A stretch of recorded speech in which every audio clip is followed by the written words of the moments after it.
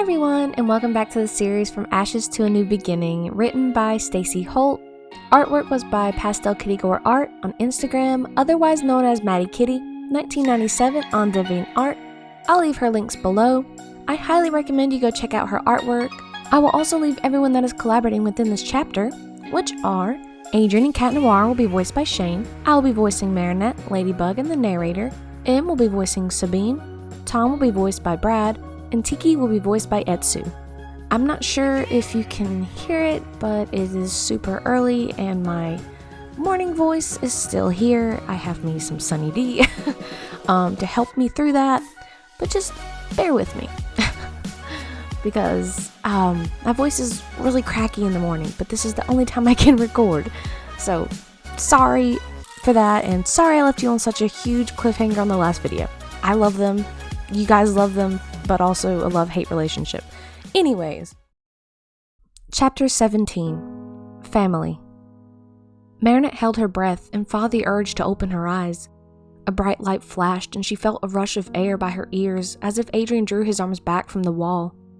She kept them closed but felt herself getting picked up. She felt the same familiar leather against her skin as she wrapped her arms around his neck for stability. Cat Noir looked around, seeing the building around him crumble and the floor underneath him starting to crumble as well. He needed to act fast. He had cat-like reflexes, but he didn't want Marinette to get hurt.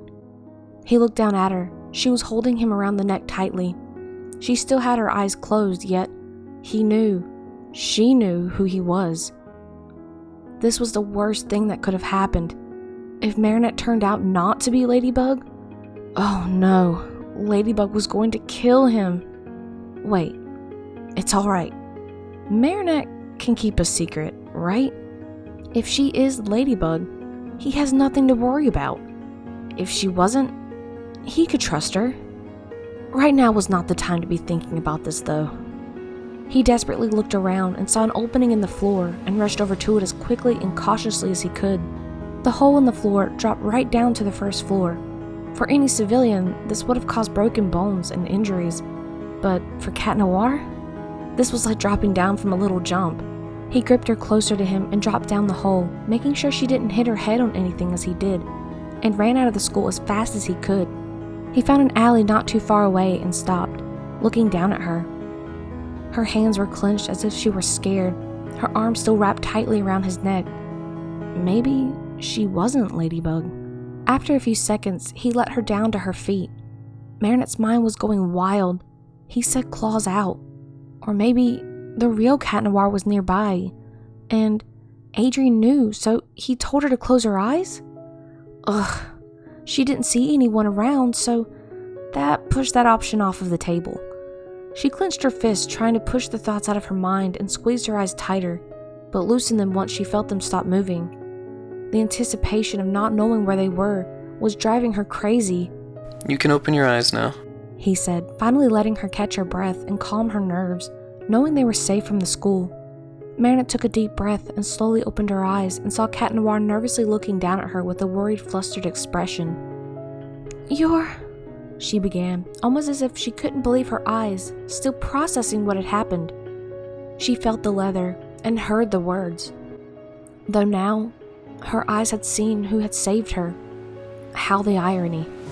If he would have waited another 3 seconds, it could have easily been the other way around. Though he took action first. Though she was more cautious of revealing herself and knew Cat Noir was more rash in those types of decisions, but didn't think he would reveal himself to Marinette for real. Yeah, he teased about it, but she made it perfectly clear before she didn't want to know. What can you do under the circumstances, though, when Ladybug didn't show up because she's standing right in front of you, not able to transform? The only thing she could do now was to either make sure he didn't find out her identity, or come clean about it. She was the guardian, after all. She was still living with him. She could make the rules from now on, though she still needed to keep in mind all of the great lessons Master Fu had given her and the warnings.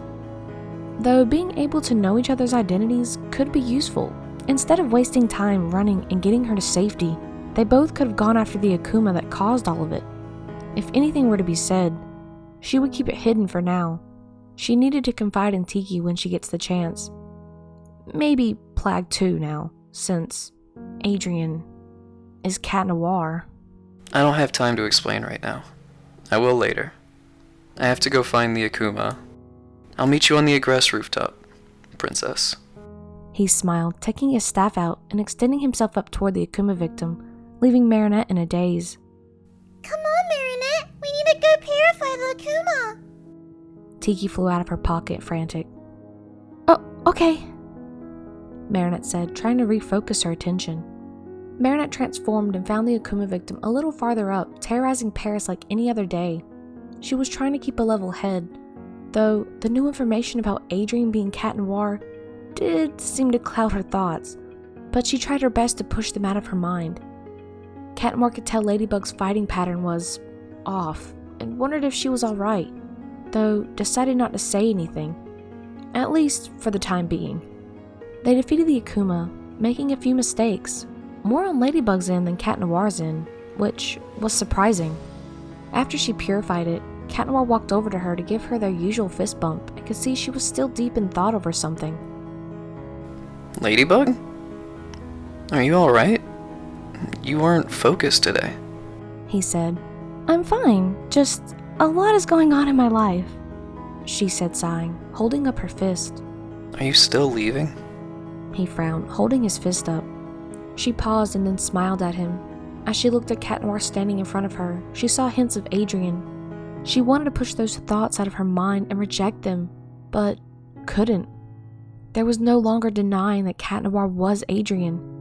She could see how much he fought to keep her there, how hard he fought to not only keep his identity a secret, but also keep her happy as well. He tried so hard to keep them separate, but couldn't any longer.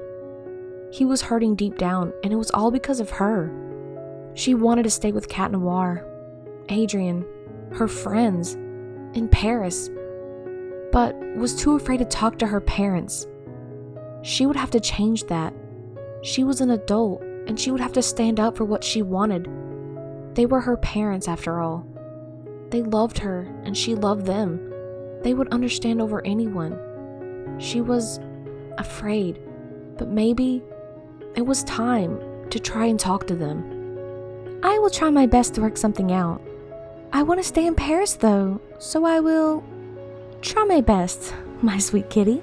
She smiled while bumping her fist to his. Instead of just a smile she was expecting, she was met with a huge hug. She wrapped her arms around him, and after they parted from the hug, she took out her yo-yo. I would like that a lot. He smiled. I have a question though, LB. What is it? She turned to look at him. Did you tell anyone that you were going to quit being Ladybug? He said, turning away. She thought for a moment, questioning why he would even ask that. Then it hit her. She slipped up. She remembered the night she talked to Cat Noir and how she accidentally had a slip of the tongue because of her emotions. He must have suspicions of her, Marinette, being Ladybug. She needed to deny this for now. She needed to talk to Tikki, and maybe Plag. If they agreed that she could tell Adrien about her identity, then she would tell him. For now, she would keep it a secret. I had someone in mind. Yes, preparing in case I did have to be replaced. Why? She asked. No reason. I was just wondering if you did leave, if I had to find one or not. You know me, not responsible and all. He smiled sheepishly. So that was it. The only possible solution was Ladybug was training Marinette. Though, why did Marinette not tell Ladybug about her moving? Is that why Marinette was so conflicted with staying? She was scared of being the new Ladybug and having to take on such a big role? But why? He was Cat Noir. She knows him. She dated him. She could depend on him over anyone. Ugh, dated. Maybe when he gets back he could talk to her about their relationship and maybe convince her that he wasn't Adrien. If he could, that would save his tail with Ladybug at least. So many questions were running wild through his mind until his partner's voice snapped him out of his thoughts. You're always responsible. You're the best partner I could ever ask for, Cat Noir. She smiled sweetly, reassuring him. Ladybug waved him goodbye while letting out a slight laugh and throwing her yo-yo to the nearest building. Cat Noir watched her disappear inside and then headed home. Ladybug went to a nearby alley and de-transformed, then headed toward the aggressed household. With each footstep she took, it seemed like her heart started to pound faster. She walked inside and saw her mother and father sitting at the table, waving her over. It was almost as if they were waiting for her. Honey, please come have a seat. Tom said. Am I in trouble? She said, walking up to the table and sitting down. Oh, no, nothing like that, dear. We just need to talk to you, Sabine explained. Marinette sat in silence, waiting for them to talk to her. If she wasn't in trouble, why would they want to talk to her? Was it about their house? Were they moving sooner? Oh no.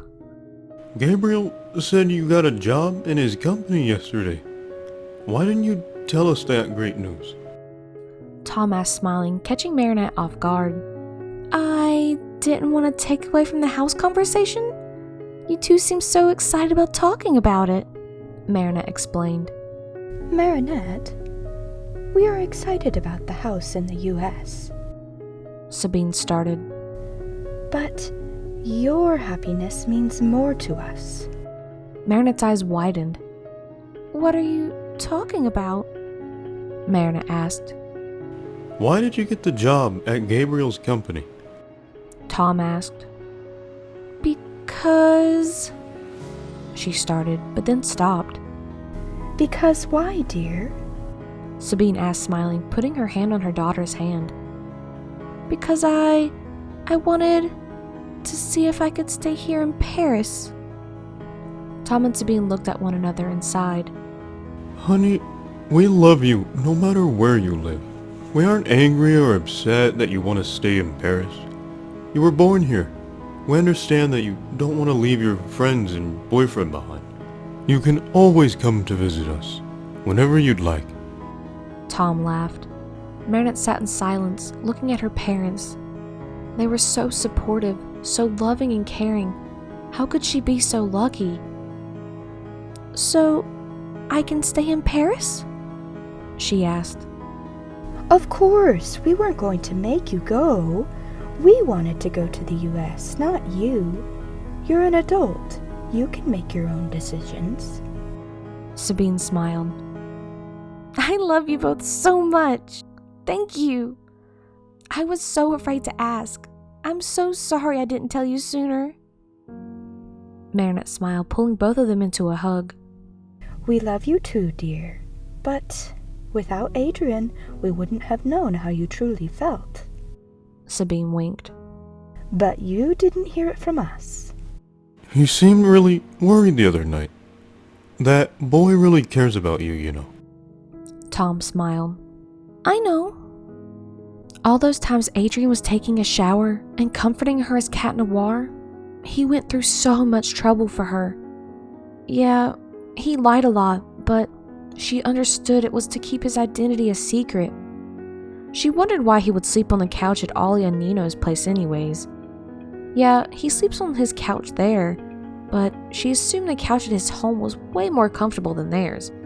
Also, Ollie had never texted her. If Nino and Adrian were hanging out, she would have definitely gotten a text of some sort. She was just so preoccupied with Cat Noir and events in her life, she let it slip her mind. He does so much for her. What has she done? She needed to tell him that she's staying in Paris.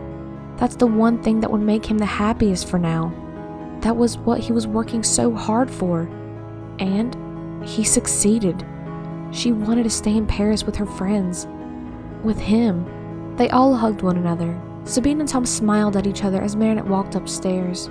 Marinette blushed and opened Adrian's bedroom door and shut it behind her. She looked around and didn't see anyone inside and remembered that Cat Noir said to meet her on the roof. She walked over to the ladder and took a deep breath and looked up.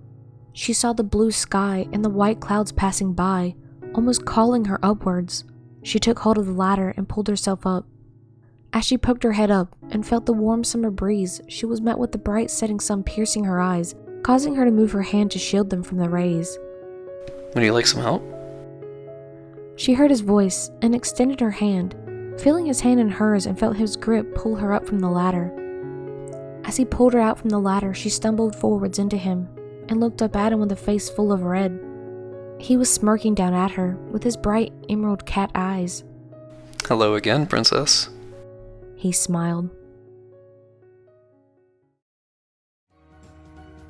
Thank you so much for watching. If you haven't already, go check out some of my other videos like Thunderstorms, which is Season 1, Downpour, which is Season 2 of Thunderstorms. Season 3 is going to be coming out sometime in the near future. I'm still writing it. Though, if you want some spoilers to it, you can go check out my Instagram. Links are in the description box. The butterfly that brought us together. I also have a awesome one-shot that me and Piano M collabed on called For Love and Music, if you'd like to check that out. If you haven't already, you can like, subscribe, and comment. I'd really appreciate it. Yeah, and I'll see you guys in the next one. Bye, guys.